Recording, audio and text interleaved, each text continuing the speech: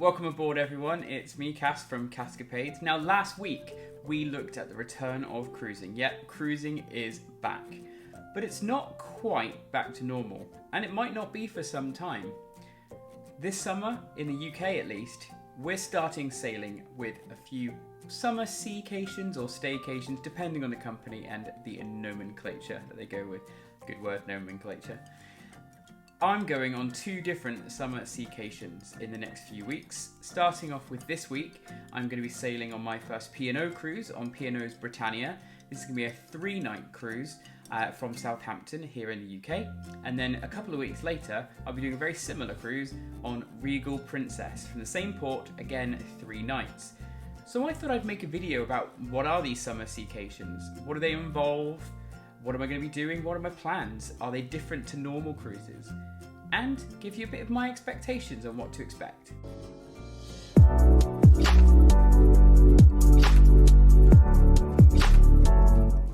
So which cruise lines are actually going to be doing these Seacations? Well, here in the UK, most of the big names are actually taking part. We've got P&O Britannia, soon to be joined by the new P&O flagship Iona, all doing 2, 3, 4 and 7 night Staycations. Also, we've had MSC using Virtuosa. We've got Virgin Voyages launching Scarlet Lady for the first time, which is absolutely exciting. We've also got Princess, as I mentioned, Regal Princess, and soon to be joined by Sky Princess. And we have other lines. We've got Morella back in service as well. And I'm sure there are many others that I have forgotten. Notably, no Carnival, because they don't really operate in the European market.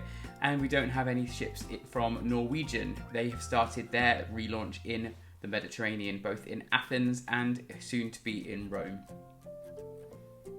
So, what do you need that might be different to attend one of these Seacations? Well, first of all, you need this bad boy, your passport.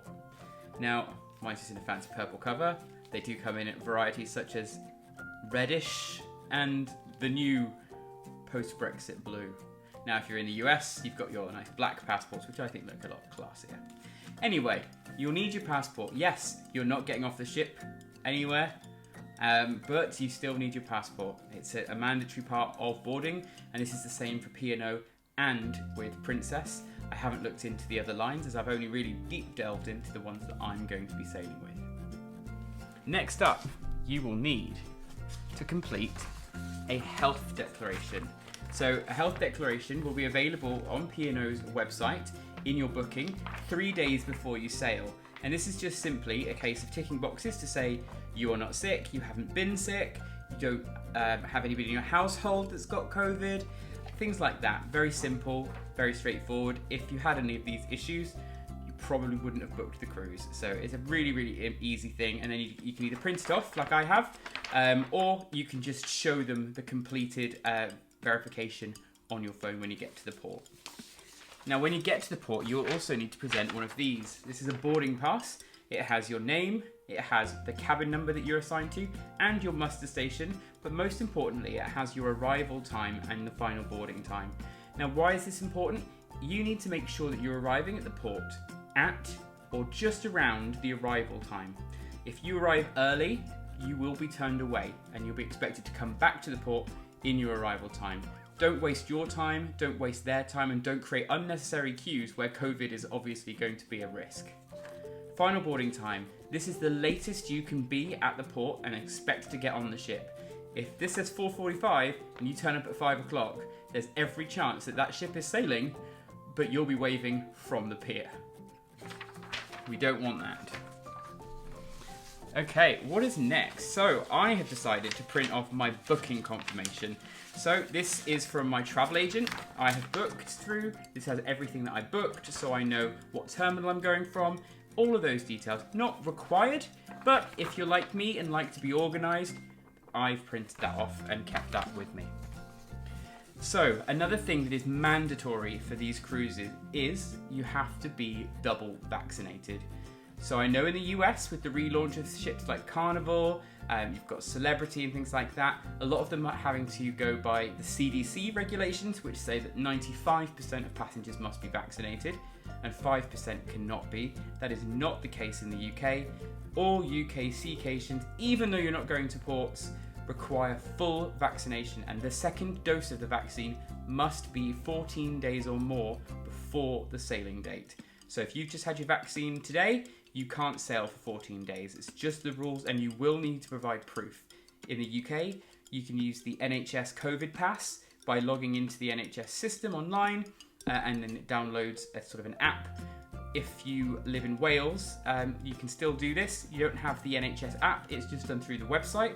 Alternatively, both England and Wales, and I believe Scotland, can actually print off a copy. But do be aware, you do need to print a copy about 72 hours before the cruise or after, because it's only valid for a certain amount of time. And the next thing you're going to need is insurance. Now, travel insurance, I would recommend you take out for any journey, but it is absolutely mandatory for these Seacations. The thing to be aware of with your travel insurance is it needs to cover you for at least £2 million of medical cover. It also needs to cover COVID. Some policies have that written into them at the moment, if they are new policies. If they are old policies, you may need to contact them to get a letter or sort of like an addendum that says that COVID is covered. So for me, I've got my cover here. It says here that I'm covered for cruise as well. There's another thing to think about, because some places don't cover cruises. And also I have something in here that says that it covers COVID as well. One thing to also be aware of is that you can have these print-off certificates. So this is mine that says that it covers COVID. So nice, simple, I know what I have covered and what I do not. Also, one great thing that some companies are doing are these, which are confirmation of cover on domestic cruises. So this is a specific letter that goes with my insurance product that says this document confirms that all of our policies cover these cruises to nowhere and these Seacations. So that way it's just peace of mind knowing that you've got proof for any question that you could be asked by security. The last thing you want is to get to the port, think you've got everything sorted, and then have somebody ask you a question you weren't prepared for. So by bringing everything that I mentioned, you will be perfectly fine. Now with P&O as well, you can print off luggage tags which have your cabin number on it and everything, so you can put those on your luggage and the porter will know exactly where to take your bag, so you don't even have to worry about it. You can go straight to the buffet and fill your face with all those delicious cakes. Or maybe that's just me. But that is the P&O cruise. I'm also traveling with Princess. Now it's my first time with them as well, and Princess is usually out of my budget. However, I saw the fact that the 3-day version, the Seacations, is the perfect opportunity for someone like me to travel with Princess at a budget that's quite comfortable for me and really see how the other half live. Princess is seen as a bit of more of a prestigious brand to perhaps Carnival or to perhaps Norwegian, so I'm really looking forward to seeing how that actually changes things when I'm on board. So what do you need to bring for a Princess cruise for these Seacations? Well, let's have a look. So what's the difference with Regal Princess? So Princess have something different, but also a lot very similar. So again, you will need double vaccinations. You will need travel insurance that covers you from £2 million of medical treatment, all the same as P&O. The only difference here is that most of the stuff that you need to do for Princess is all done with their app. Their app is called Medallion Class, and all of their ships are now capable of doing this Medallion Class technology. So what is it? Well, it's everything that you need on the ship built into both an app and a wearable. Now, what do I mean by a wearable? Well, anything like this, for example, like an Apple Watch, is a wearable. It's wearable technology. And with Medallion Class, what they have is they have the Ocean Medallion. Now, this is basically just like a watch face. It can be put on a watch band, it can be worn around your neck as a necklace, it can be worn in so many different accessories, which they will charge you for, and are available in the shops. And you can get really fancy ones if you want to have a nice pendant, or you want to try and make it into a fashion device. I mean, Disney have been doing this for years now with their magic bands and selling so many accessories, so everyone's now buying into that idea.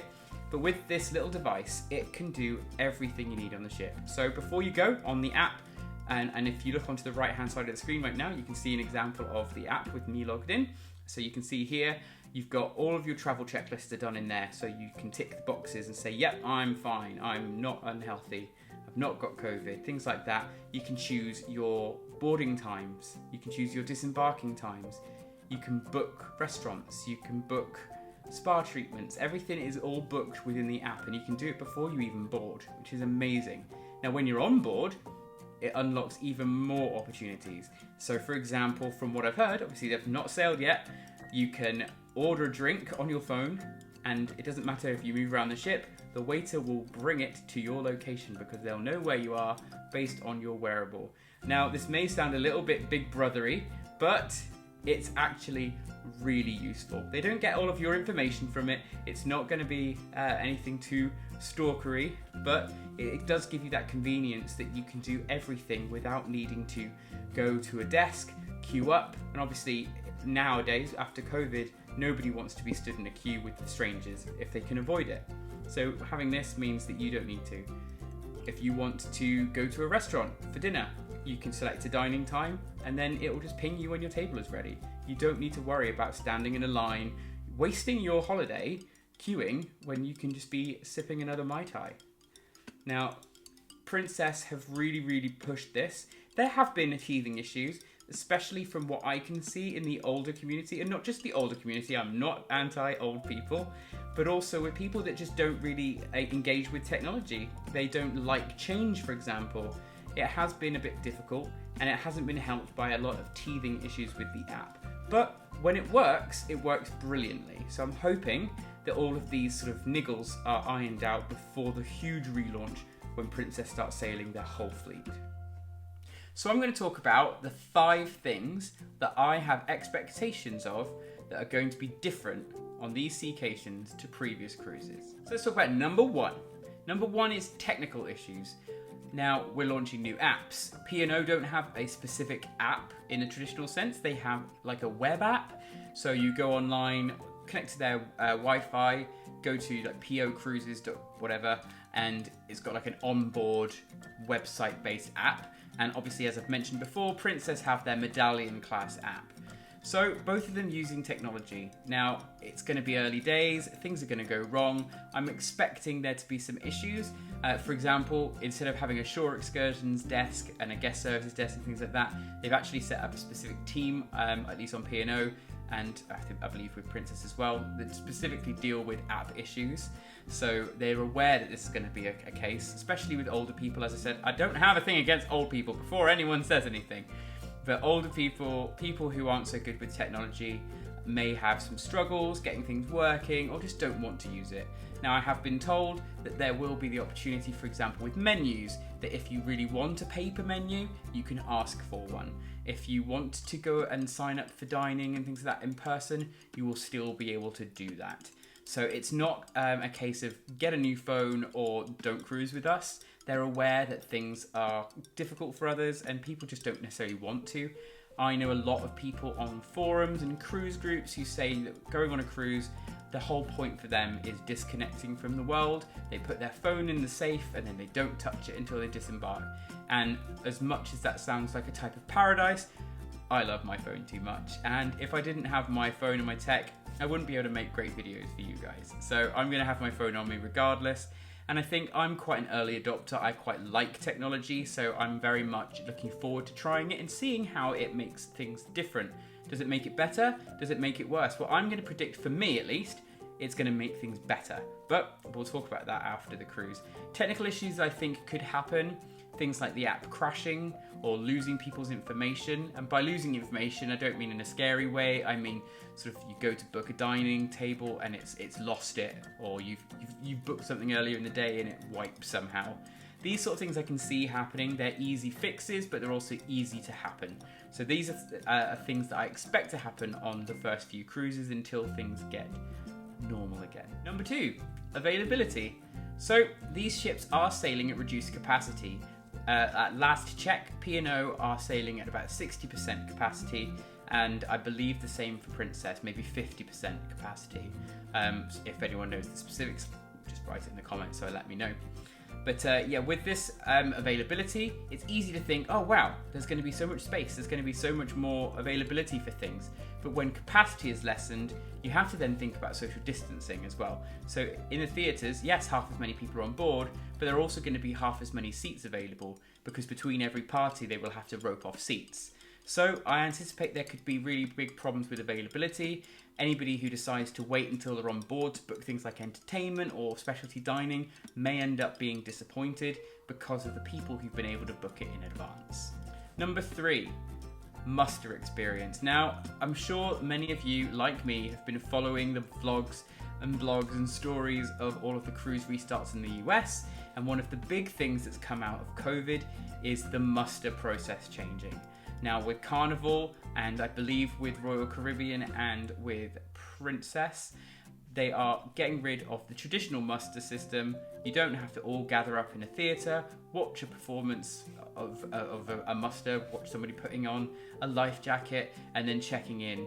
No more of that. The worst part of the vacation, isn't it? You get on your ship, you're excited, you want to have a drink, but then you're told, no, everybody report to the theatre, sit there for 25 minutes bored while they go through stuff you already know.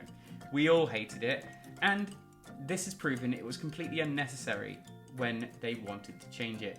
So I know that Carnival, for example, you go to your cabin, you watch the muster video on your phone or on your TV in the stateroom if you don't have a phone, and then all you need to do is at some point go to the muster station marked on your card and then get yourself checked off that you've completed muster. Much simpler, and a lot of the cruise lines like Norwegian are allowing you to actually watch this e-muster video before you even get on board, so that you can just not waste any moment of your holiday doing something that you could have done beforehand. Now, Carnival are aware that most of their cruises are very much party-friendly people, and so they've done something even more clever that their e-muster system works, is that until you check in to say you've done your e-muster, you are only allowed 2 charges on your card before it gets blocked. This way, if you decide, nah, I'm going to do it later and go and get drunk, you're only allowed to get that second drink before it will block you from getting any more until you do your muster. So they know their crowd. So I expect this muster experience to change for both P&O and for Princess as well. Even though these are UK-based Seacations, I expect them to be different. I've been told that I have a muster point on P&O and I will have to attend muster, but I'm going to assume that it's not going to be the traditional type. I don't know, but I will report back later. I expect both of these musters to be completely different and different to what I've done before. Number 4, shopping and dining. Now, I don't know about you, but for me, these are big parts of cruising. Not because I just want to stuff food in my face, and we know we've seen cruisers who do that, but I do believe in having lots of great meals that I wouldn't usually have at home. So for me, I always take the opportunity when I go to a cruise to try meals that I don't know if I will like, or things that I've wanted to try but been a bit too afraid to do so when it's on my own money. Because the worst thing is, you go to a restaurant, you pay £20-30 for a meal, and you don't like it. You can't just send it back and say, oh, I didn't like it, I'll have something else. That's not how it works on a land restaurant.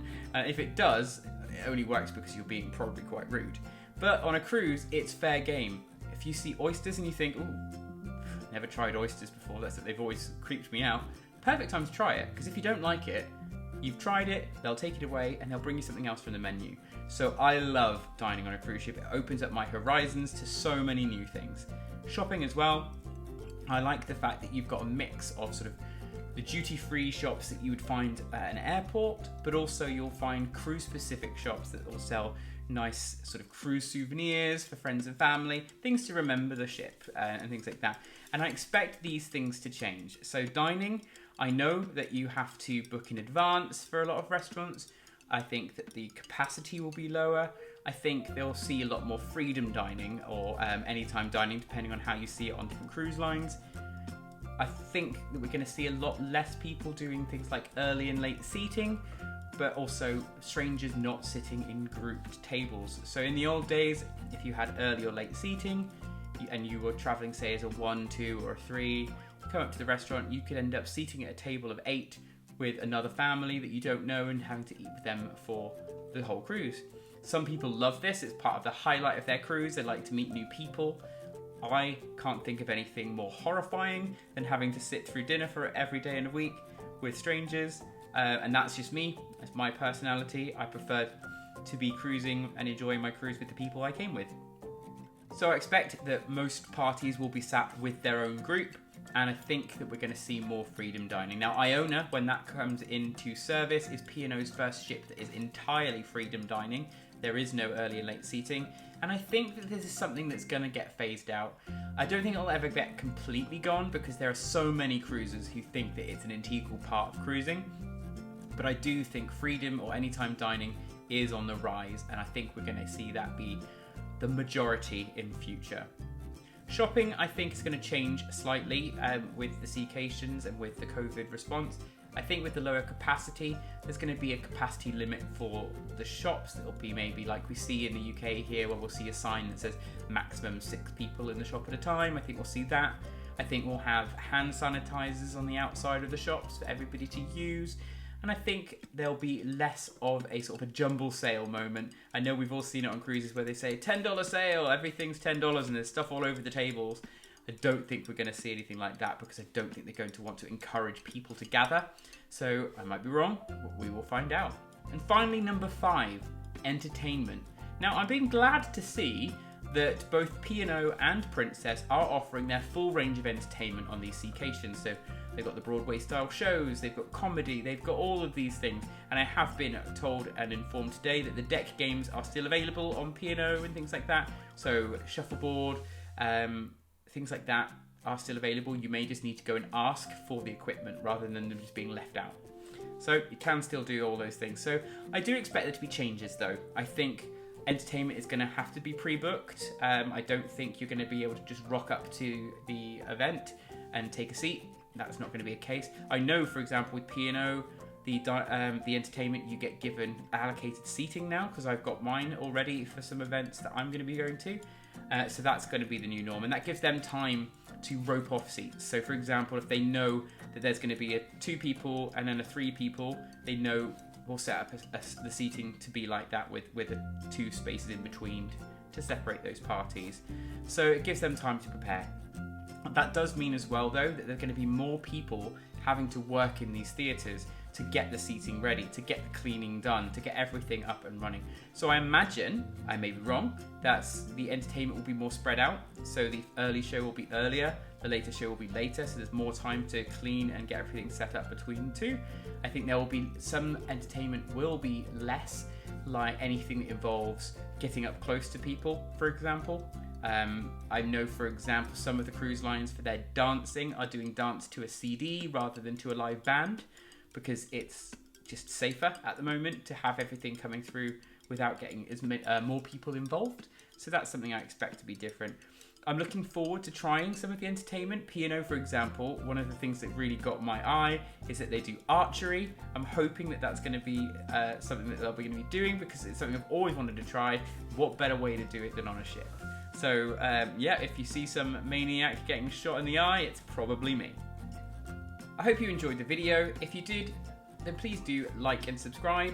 And if you click on the little bell, you'll get a notification when a new video is posted. I do aim to get at least one video out every weekend, so it shouldn't be too long to wait. If you do really want to support the work I do on these vlogs and in future vlogs, one thing you'll learn from me is best appreciation is coffee. Now, I'll always have a coffee somewhere nearby, as my assistant is proving. So if you would like to support me, there's a Ko-fi link in my description. What's Ko-fi? It's a way to donate coffee to your content creator.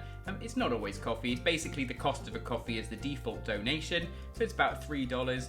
It allows you to just send a small token of appreciation to your content creators to let them know you appreciate the work that they do for you. So if you want me to be freshly caffeinated on board, click that link and send a couple of bucks my way. So the next time you see me will be next weekend when you'll see Embarkation Day on the P&O Britannia from Southampton. See you there.